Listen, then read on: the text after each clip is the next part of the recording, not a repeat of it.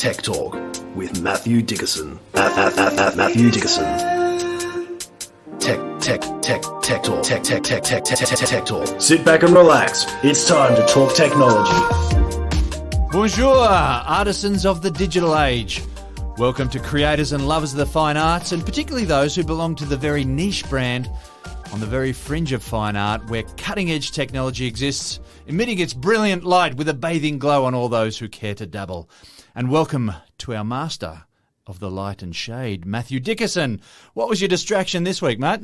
I've actually been really impressed, James, by the number of people that I've been speaking to that are saying, we're listening to your podcast, we're really fixated on it, we can hardly wait till it comes out every week. They're out there. Wow. And so I've had random people that I wouldn't have thought would have been that much into technology, but hopefully we're presenting enough in common things that are affecting everyday people with everyday things, that it's not just something that for people that are really focused on it. So friends, I think we've got a bit of variety there. I think we do quite a good job. Yeah, but friends from 1,000 years ago have been contacting me saying, hey, I love this. Their kids are listening to it. I know you've had some people as well. Yeah, I've had people come up, as people I wouldn't have suspected, but they tapped me on the shoulder and said, hey, that's a great job. Yeah. So I'm really impressed. And it's great to hear the feedback as well, but I'm impressed some of those people listening to it out there. You don't know who's listening to it. Sure, we can look at numbers and I can tell you lots of numbers and who's using what type of podcast and what age they are and what country they're in, and that's all fascinating. But when it gets down to individuals saying, hey, I listened to that, you go, oh, wow, it's actually making a difference to individuals. So I'm really impressed with that. So keep the feedback coming. That's right. And thank you for listening too, folks out there. Well, folks, join with me as we step boldly into the gallery and cast our ears over the eclectic juxtaposition of stories in front of us today. Of course, with my art-themed intro, there'd have to be a story about at least one of the great masters, and we're going to look straight into the viability of Da Vinci's famous 15th century helicopter design today. And further on the subject of flight, we'll look at a brand new direction for passenger airlines. And electric wound dressings, folks, could be the next big thing in first aid. But let's get this gallery tour started. Idealists among us who believe in the strength of the human spirit will argue that some things in this world just cannot be bought. And so when Josh Wardle, the creator of lockdown phenomenon Wordle, promised that he wouldn't ever sell his unique app there, he would remain free for its players for eternity. Wordle devotees around the world smiled with gratitude. But Matthew, it appears that everyone has their price, and there are no exceptions. It does appear that. And he did. Josh made that statement to say this will remain free for the millions of daily players. What a great concept, and having millions of people play it. It sounded fantastic. Thanks, Josh Wardle, for that. That's right. Until a decent offer was put on the table. Yeah. I think that's the problem. Every man can And actually, it wasn't quite as big as I thought it might have been. There are millions of people who play this every day. There are people who are dedicated to it. It hasn't got a lot of hang time, so maybe that counts against it slightly. People might spend 30 seconds, a minute, couple of minutes until they solve it. And then, as we've talked about before with Wordle, you can't do it again until the next day. So you're not going to spend hours on it. So maybe that reduces the advertising potential of it. It's a bit old-fashioned in that regard, that you're not playing for further rewards and further rewards and further rewards. You're not trying to build anything up. You're just essentially just trying to solve the problem for the day. Well, that's at the moment, isn't it? And that may well change, because the New York Times has offered a figure, or they've come to agreement with Josh for a low seven-figure sum, which even that, so that's maybe 3 or 4 million, I'd call a low seven-figure sum. Even that sounds nice. It nice solves little some payday. problems for me, but that's right. Yeah, if I've got something that millions of people want to use, maybe you want to sell it for a bit more. Well, that's interesting, isn't it? And I'm also intrigued the fact that the New York Times or anyone else didn't just come along and say, well, it's actually not that complicated. We can probably get a programmer to create that in a few days. The concept's great. Well done, Josh. We'll just steal the concept. But I think New York Times have shown a bit of credibility here. They've taken a bit of chump change out of the bottom drawer, shown it to Josh and said, we'll just buy the concept and retain our credibility. But the big question now is, what is the New York Times going to do with it? Are they going to just flood the page with advertising? Are they going to put it behind a paywall? Are they going to make it so that you can play multiple times over, or maybe pay a subscription to play more than once? There's a whole range of options. And you play for rewards, and then you can buy more coins, and then you can buy your rewards. And then, Don't give them ideas, James. No. But it is interesting that at the moment they've said it will still be free for the millions of daily players at the moment. how long There's that's the for. disclaimer right there. Exactly right. How long that goes for, what the model will look like in years to come, who knows? But at the moment, look, good luck to Josh Wardle. I think most people in his position who just created a little fun game for his girlfriend in lockdown, and someone says, I'll give you a few million for that. They probably go, well, I could pick the right lottery numbers and win the lotto, or I could just hand this over to them or sell this to them. So I think from Josh's perspective, that's okay. I'm really interested to see how the New York Times monetize this and whether people will keep playing in the same numbers. Yeah, well, look after us, New York Times, and make sure that, you keep the dream alive, I guess. Don't you hate it when your phone runs out of charge, folks? It's just so frustrating, isn't it, Matt? Well, what about running out of batteries in an EV plane? That'd be next level. Matt, EV passenger planes are now a thing, and super long extension cords are not. No, can we call it an EP rather than an EV plane? Does that sound better? A plane's a vehicle, but no. Yeah, okay. it is a vehicle. You want to get a distinction there? Let's go EP. EP. So, right. And now that sounds like a record, doesn't it, from the old days? So now we're in trouble. So, EA, electric aeroplane, maybe? Who knows? Well, yeah. I'm really interested here. Like, you can now charge up your plane and fly. How far can you go on a charge on a plane? Well, it's intriguing. They're talking about maybe you'll get 818 kilometres, which seems like a very precise amount, given the fact there's a lot of variables out there and the wind direction, all the And rest then of you it. fall out of the sky like some Wile E. Coyote cartoon. And you're heavy because you've got batteries on board, Yeah, so you're boy. heavy. But this is the thing. We've looked before at some prototypes, some testing, some experiments with electric planes. But now this is called the Alice. It's developed by an Israeli company called Eviation, a little play on aviation with the E in the front there. So they've gone EV actually, haven't they? So they've gone EV at the beginning of it. So they've actually got now a commercial version of this plane to the point where DHL, the express company or the freight company, has actually ordered 12 of these planes. So they've got 3 configurations of this plane. One can hold 9 passengers, which is just a normal configuration for a plane of this size. One can hold 6 passengers to give you a slightly more luxurious flight. But the one that's going to be the first user can hold 385 kilograms of cargo. Yeah, and that's right. the one DHL Express will be using, obviously, initially. But it then starts to say, well, you've got freight up there. You've obviously got pilots in the plane. Once people see that happening and they feel confident with that, then I think people will say, well, if there's a passenger aircraft like that, that looks pretty good. Now, the real thing here, all the experts are saying for short hops, for flights that are less than 818 kilometres, and obviously you think they wouldn't try and fly 818 exactly. They'd be going for flights around that 400 to maybe 600 kilometres. For those sort of flights, that's where this aircraft will actually be much more economical to run than a normal internal combustion aircraft. So they talk about the fact that these flights, they're cheaper to run, those short hop flights will be much better. And I think the main thing is that they can do those flights in it. Whereas you start flying Sydney to LA, for example, they just haven't got the ability to carry the weight of batteries we need with current technology to handle flying across the oceans. But doing those short-haul flights, which are very popular, even in places like the US, where a lot of people use that as their commute to work, that's the real sweet spot for these planes. So finally, we've got commercial aircraft being developed. There's lots of other ones in the market as well. NASA handed over about $358 million to GE Aviation to get this technology into US fleets by 2035. Boeing, we talked about them last week, where they've got Whisk Aero. They've basically given them a chunk of money, about $500 million or thereabouts, to try and get an all-electric aircraft going. So there's people out there doing it, but this one, called the Alice, will be the first one doing it in that commercial environment. So not long before we'll be getting on a plane. Yeah, 2022 is the start. Yeah, and saying, let's just go that little short flight, that 300 or 400 kilometre place away somewhere else, and we'll just jump in this electric aircraft. It's got to be quieter, you think, obviously. It's got to be, again, more efficient for the airline, but just confidence. That's the thing that I'm just not sure people get in there and they see a little lead plugged into the side of it and they go, did you leave it in for long enough? Can we just check the battery meter there, make sure it's all okay? And just hope you don't get put in a holding pattern outside Mascot because there's some incident down on the main runway there. And that's what I talked about, that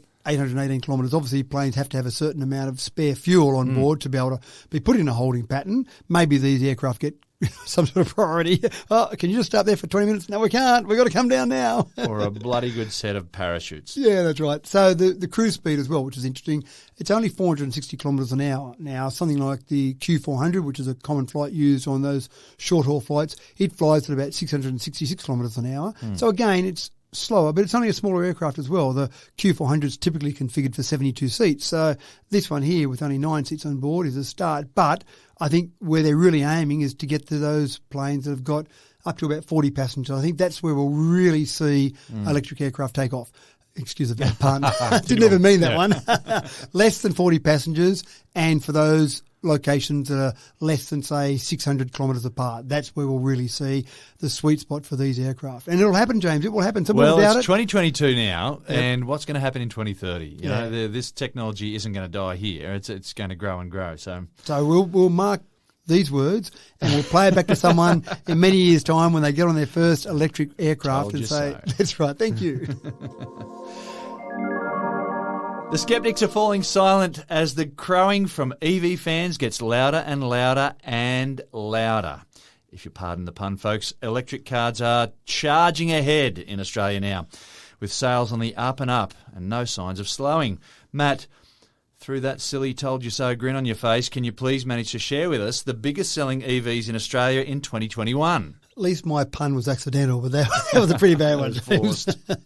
There's two things I think that are significant out of the top 10 electric vehicles from last year, and in fact all the figures from car sales last year in Australia. The first thing that's really significant is we're not Norway. We're nowhere near Norway. Our percentage is 1.95% of all new vehicles sold last year. I said it was growing. It's growing. And if you look at the growth, it has doubled. There were less than 1% of electric cars sold last year in Australia, of all new cars sold. So we've got to 1.95%. It's pretty easy to double when you're starting from a very low base. So we did start from a low base, but at least it's growing. Norway can't double because obviously they'd be past 100% then, which doesn't make sense mathematically. So we can keep doubling for a few years yet. But a couple of things I found really interesting. One, if you looked at a medium-sized sedan, the number one seller was the Toyota Camry. They sold 13,081 vehicles. Number two in that category, and I'm not talking about electric vehicles, I'm just talking about all vehicles, number two in that mid-sized sedan was the Tesla Model 3, 12,094. So not far behind. So for people out there buying that mid-sized car, they're saying Toyota Camry, yeah, okay, just ahead of the Tesla Model 3. Yeah, wow. What that says to me is if you've got a good car at a reasonable price, and the Tesla Model 3 is still a lot dearer than a Camry, but if you've got a good price for that, good value for money price, people are buying it, and that's the real challenge. When you then look down the top 10, though, top 10 of EVs, and this list was brought out to show the sales of electric cars, the only thing I'm not totally happy with in this list is it also includes plug-in hybrids. I like to talk about You're EVs. A purist. I do like to be a bit of a purist there, a bit of an EV snob, but at least people are plugging these ones in and they're getting some distance and some speeds out of them. And I've owned a couple of plug-in hybrid electric vehicles. I must admit they were 10 years ago that I owned those ones. So the world's moved on, but they're still on the list at the moment. So number one, obviously the Tesla Model 3, 12,094. Number two in the list was the MG ZS with 1,388. Now that's significant. There's about 8.5 times more Teslas sold than number two in the list. So talk about market share. Yeah, Tesla's kind of got that market share pretty well covered. The Mitsubishi Outlander drops down to 592. So only the top two even get above 1,000. Then another MG, the HS 580, a Porsche at number 5. Hyundai's got a couple in here. The Kona at number 6 with 505. The Volvo XC40, another Hyundai, the Ioniq. The Nissan Leaf, so my daughter's got a Nissan Leaf, so she'll be pleased to know that's number 9 in the top 10. And the Mercedes-Benz EQA, and that's a bit of a sign where things are going to come, I think, in the future. Mercedes-Benz are starting to really get onto this. They've got a range of EVs they're bringing out, so I think Mercedes-Benz is really going to start to rocket up that list as well. And the more people are talking about EVs and the higher profile they get, the more people will go shopping for them, right? So I gather, there's some of these models here I wasn't even aware about. The Porsche Taycan there, I've never heard of that. This is the first time I heard of it. That's right. And you're right. Go and get myself one tomorrow. That's right.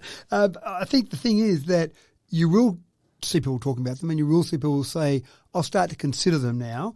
And unfortunately, still in this country, we've still got a bit of a struggle. I was fortunate enough during the week that I had to have a meeting with a federal poly who was someone in the government part of the same government at the last federal election who said you shouldn't buy EVs, they'll wreck your weekend, all those sort of silly things we've heard about. And so I said to this federal poly, have you ever actually been in one, ever driven one? And he sheepishly looked down at the ground and kicked his feet around and rubbed the stones on the ground and kind of mumbled under his breath that no. And I said, well, it's about time he did. So I put him in one of mine. So there you go, take it for a drive. He was blown away. Thought it was unbelievable. Yep. And I did make the point that it's a bit disappointing that a government comes out very much against something they haven't even experienced. So anyway, exactly. Politics aside, we try and leave politics aside, although they do sneak in a little bit there. But VW, for example, because of that lack of focus from our government, VW with their ID4 and their ID3, so they're two platforms they build, and then they build different cars on top of those. You can't get them in Australia. You cannot get any ID4 or ID3 models because Volkswagen say, we're taking these cars to countries that actually want them. Now, I have had the discussion with someone else who said, well, you can't buy them here. We haven't got enough numbers. There's too much demand and not enough supply, so they're not bringing them into Australia.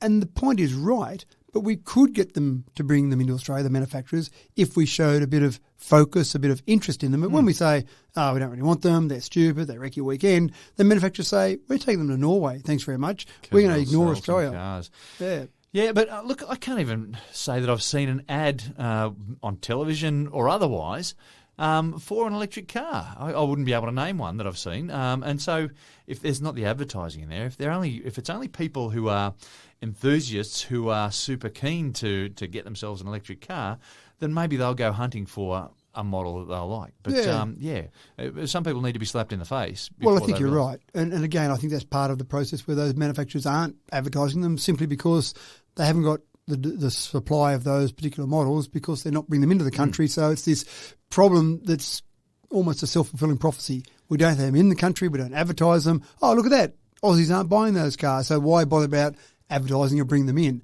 If you flipped it over and the government showed some direction and really encouraged them, even if government departments said, we're going to make a directive to say this year 10% of all our new cars we're going to buy are electric, that would increase those numbers dramatically. We only sold about 20,000 cars last year.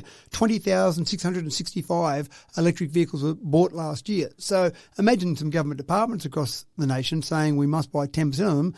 Those numbers would go up dramatically. And then suddenly we'd see some advertising, we'd see some more models come in, so all those things would change. It's a bit of a problem. But I think we're getting there in terms of a little bit of interest. Some people are leading this, and when pollies see votes in it, that's when they might jump on the bandwagon. Yeah. Well, the message I think is clear. If you've got one, guys, or if you're thinking about getting an electric car, then talk about it. Yeah, crow about it. The next story comes with a health warning, folks. If you'd asked me before today, I might have said that the worst physical injury you might sustain in gaming would have been a little RSI in both thumbs, from the joystick bizzo on those controller pads. Nothing that a little deep heat wouldn't remedy, that's for sure. But not so for one German gamer who, wait for it folks, broke his neck. Matt, what sort of digital shenanigans do gamers now need to be wary of in order to avoid ending up in a neck brace and a titanium halo? Now, this image that we have of gamers, James, sitting in a darkened room in a very stretched out couch and eating their chips and soft drinks while relaxing. Screaming at their friends. That's my son. That's right? The noise they make is hilarious, isn't it? That kind of gets thrown out the window when you think about someone breaking their neck. And the quote was... That's some intense game. That is. The quote was that he felt his neck crack after moving too intensely while wearing a virtual reality headset. Wow. How do you move intensely while playing a game? Now, I've played some games with virtual reality headsets, and they do feel a bit heavy, but I've never really moved my neck that violently that I think I'm at risk of breaking my neck during the play. Wow. So obviously this was a very intense game that he was in. He broke his C7, which was just down above the shoulders. So that's pretty serious if you start breaking that, and obviously damaging your spinal cord. He didn't in this case, so it was lucky. He cracked his vertebrae. So again, this is the problem we have. The headsets are pretty heavy. Now, this headset in particular was 610 grams. So that's a fair bit of weight to put on if you're then going to start throwing your head around in all sorts of different directions. And again, I'm intrigued because when I've played games, things might be happening on screen. I've moved my hands intensely, but I don't remember moving my head intensely. He must have really been so much into it that he had to jump out of the way of something or move out of the way, and so he's moved his head as part of that process. I need to build up his neck muscles a little bit more. But maybe. But that VR set sits on the front of your face, so that makes the front of your head a lot heavier as well, and your spine's at the back, isn't it? So, or at least perched, with the foramen magnum just a little bit underneath, but towards the back. So he's got this front weight of 610 grams. And I don't know what a motorbike helmet weighs, for example, but I know when I've that's ridden distributed motorbikes all around the head. And that was what I was thinking, but I think your point's right. I hadn't thought about that because, I've ridden motorbikes, I've raced motorbikes, go-karts, all sorts of things. You're wearing a helmet, but I think that's right. It's actually putting even weight around your head. And there's a fair bit of force on your neck when you're doing various things out in the real world. For sure. On motorbikes, go-karts, your neck's being, or having some pressure thrown on there. But I think that might be the point, that the fact you've got all that weight at the front and it's kind of pulling that head forward while you're trying to manoeuvre or do things there. So it is a bit of a warning for people, something that maybe we didn't we're aware of. Yeah. Obviously. We're aware of it now, but it might be a little bit much to start pressing the alarm buttons right now. This is one guy. After one incident, who never drank milk as a kid growing up. Yeah, that's right. Yeah, probably need to watch his diet a little bit. I don't know, I'm making assumptions now, but... That's right. But I think you're right. The RSI thing was something new that we didn't realise we would have from gamers in particular, moving their thumbs intensely during their gameplay. But the next thing might be maybe strengthen up your neck muscles. You want to play a game? Sure. Just go to the gym for 3 months, work on those neck muscles, then you can come start playing some VR games. Maybe they'll get to the stage where the VR headsets are just lighter. That might be the solution. Well, there's maybe a hint for the manufacturers.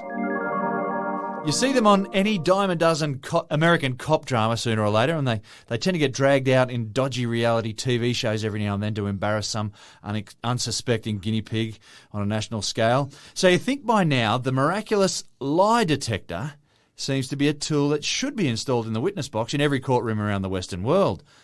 But they aren't, are they, folks? And the reason is that, believe it or not, polygraphs are generally only about 65% correct.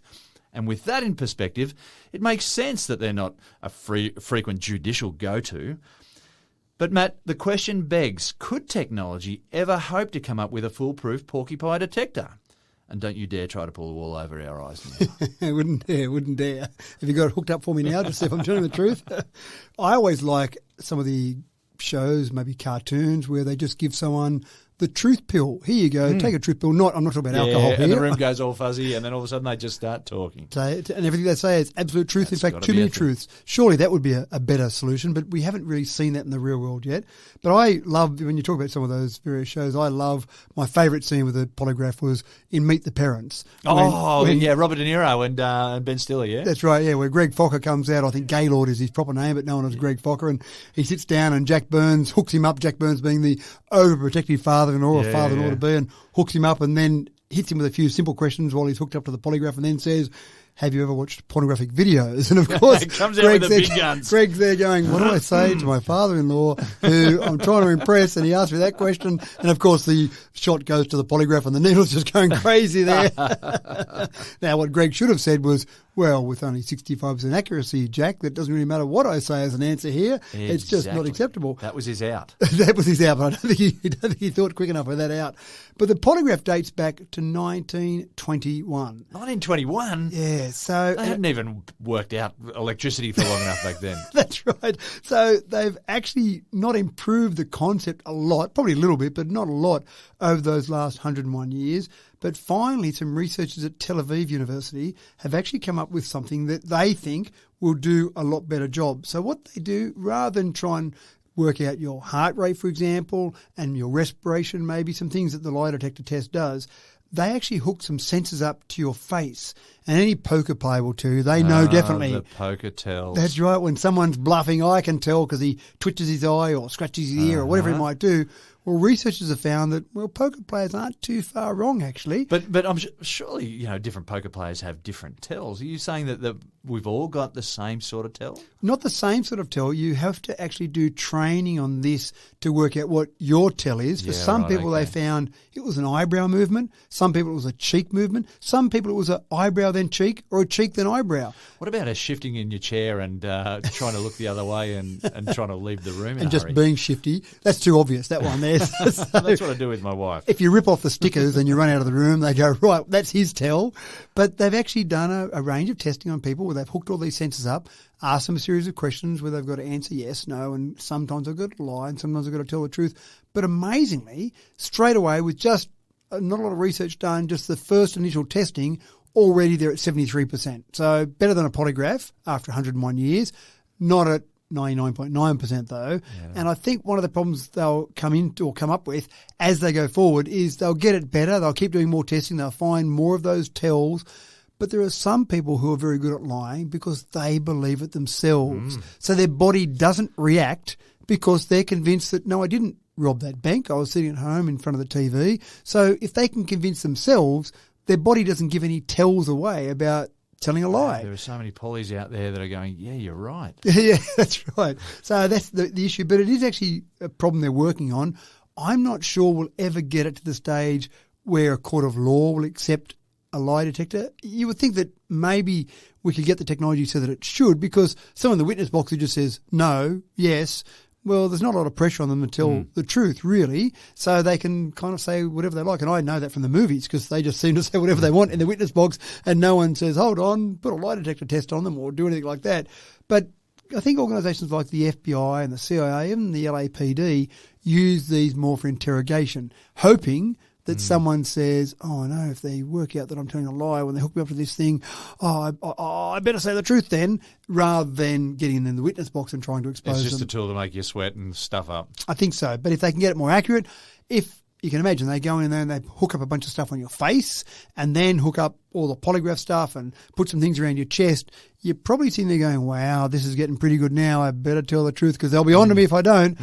Again, how good we get it, I'm not sure, but I like the fact that someone's finally said, you know what, after 101 years, let's try something a bit better. But the truth pill, I really want someone to start working on that for me. Well, lie detectors, let's hope that I never have to take one of those tests. Yeah. Now, I reckon that it's probably a given that someone who owns a Tesla probably also has almost everything else that they might want as well. Sorry, Matt, that's not a dig. It's just an observation, right? So what sort of birthday present can you possibly give a Tesla owner? Matt, suggestions, please. Well, Tesla's very clever in what they do, and they come up with Tesla-branded stuff to get you to buy stuff exactly as you say. Well, I mean, you've got everything. Tesla fans are Tesla fans. That's right, yeah. They're a bit like Apple fans, aren't they? Yep. It's a religion. They're devotees or devotees, as you would say. You need the Tesla stuff. So you've got things like a tequila. There was a $250 bottle of Tesla tequila that people bought just because it was Tesla branded. That's right. Okay. Now, it was sold out pretty quickly. So then they started selling empty bottles of the tequila for $150. So you still could buy the bottle. Right. It didn't matter if it was empty. So the tequila apparently wasn't that good. You want in it. That's right. Put some water in if you want. Yeah, they weren't interested in the tequila. That's right. And they also had various products. They had some shorts that you could buy, which were based at a price of $69.420, with a bit of a nod to 420 being a number for marijuana and 69 being a funny number for everyone. So they just sold shorts of that, and they got taken up by every fan out there. But the latest thing is, and a company with a sense of humour. That's I love right. it. I've never seen this. I've stopped at lots of supercharging stations, and occasionally I'll see someone having a bit of a sleep there. Very occasionally I'll see someone playing on their computer or even using the computer in the car. But most of the time I just see an empty car because they've gone off to get something to eat or get a cup of coffee or go and do some shopping or whatever. But for some people, apparently, and it's probably more in China than it is here in Australia, they like to sing karaoke. Because in every Tesla, you've got a karaoke, which is called karaoke because you're in the car. That makes sense, doesn't it? And you're telling me we've got Tesla karaoke now.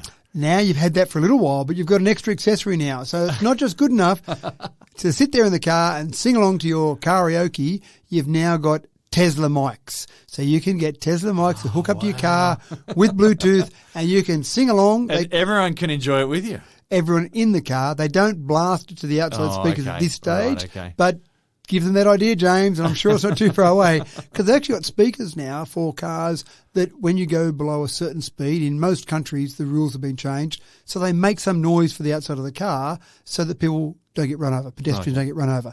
But that speaker, you can do various things with that. You can make it have a different noise as you're driving along. Why not have it blast out karaoke or karaoke? Never close your eyes anymore. Well, I was more thinking of Blues Brothers, one night only, Blues Brothers. So something like that, you could drive along. You wouldn't have to have the big speaker hooked up on the roof like the Blues Brothers did.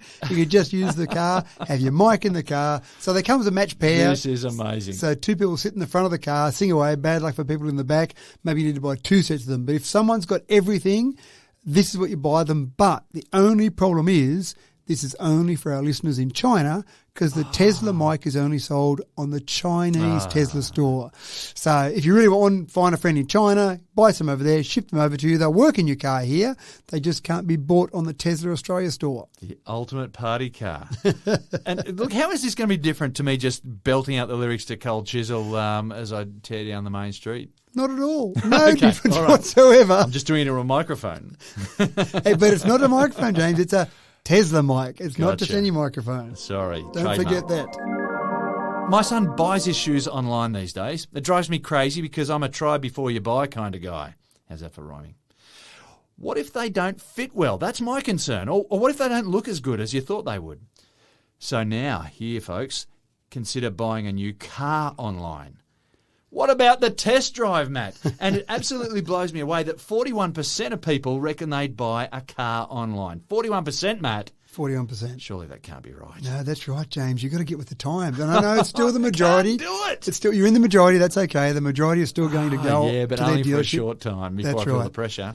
But it's changed because of the ordering problem that we've had with vehicles over the last couple of years, with chip shortages and with COVID demand. Yeah. Car dealers, in the old days, you'd go in there and you'd say, I'd like model ABC, thank you very much. They'd say, here's a couple of versions of that model, here's the colour or the trim. And most people are impatient, so they'd say, oh, that's close enough to the colour I want, thanks very much. I'll take that, and here you go, I'll sign up now. Can I get it today or tomorrow? So you want to be able to take it away then. That's changed because people go in and do that same process, except they say, can I take it home now? No, sorry. But come back in 6 months and we'll have your car for you. So now people are saying, well, I might as well get the exact colour I want and the exact trim and all the things that I want in that car.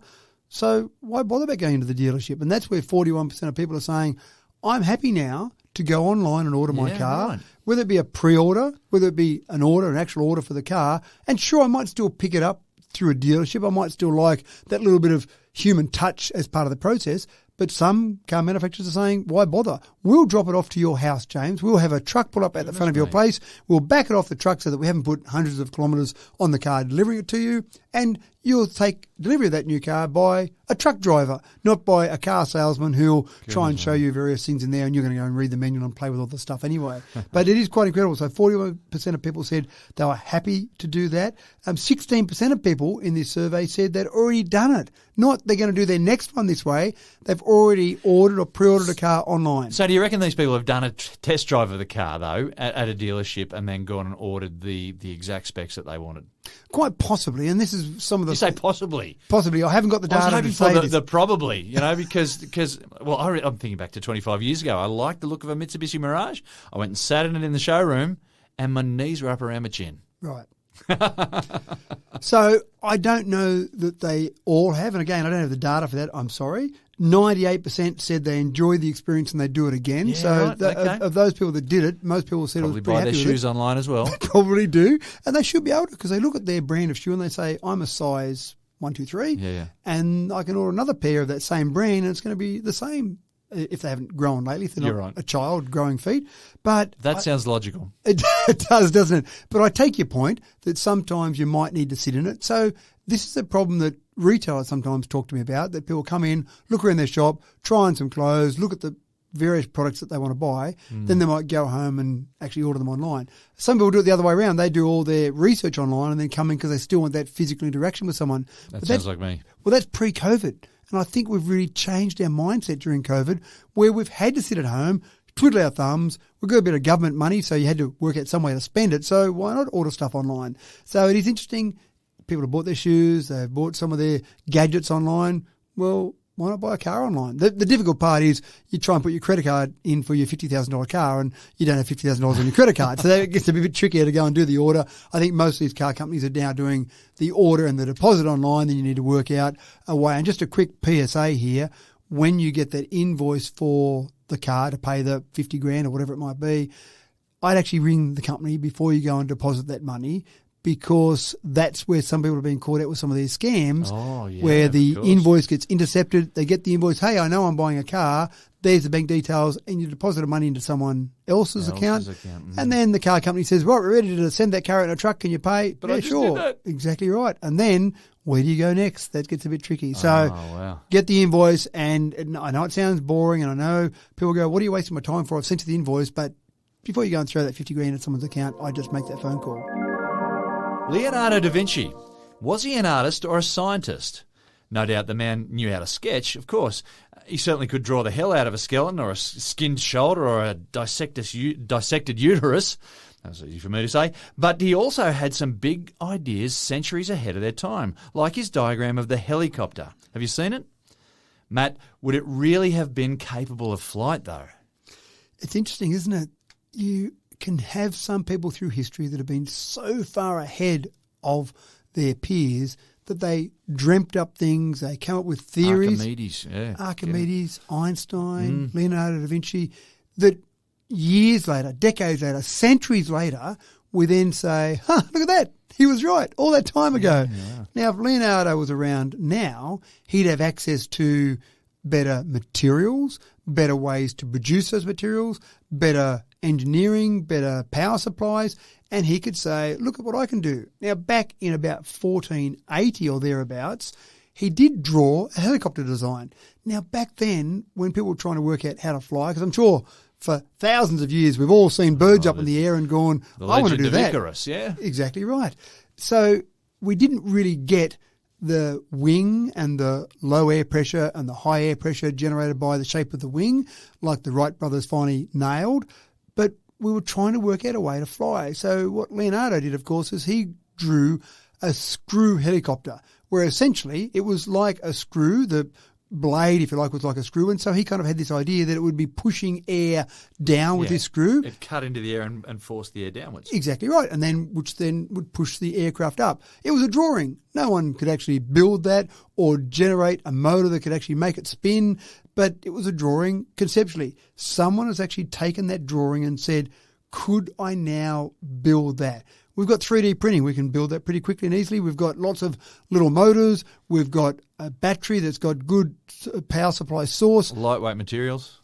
And then, most importantly, the engineering to make all that work together. So they've built a screw, or 4 screws to be accurate, and put it onto an aircraft, and sure enough, it can fly. Now, it's not an aircraft that you and I can get into. It's a very small model aircraft, like a little drone. But just like a drone's got 4 rotors, they use 4 of these screws, and blow me down, the screw concept works. There you go. Tip of the hat to Leonardo da Vinci. Yeah, and again, it's probably not the most efficient design. 4 rotors certainly works better, but the fact that he dreamt up this concept and had these screws that would actually work to actually push the air down, make the aircraft go up, that all actually works. And so I think it's actually quite a good little project. It was a student who was just trying to work out, as part of some of the work that he was doing, whether or not this would work, and actually built it fairly quickly, fairly economically, and said, look at this, I've got Leonardo's aircraft that will fly.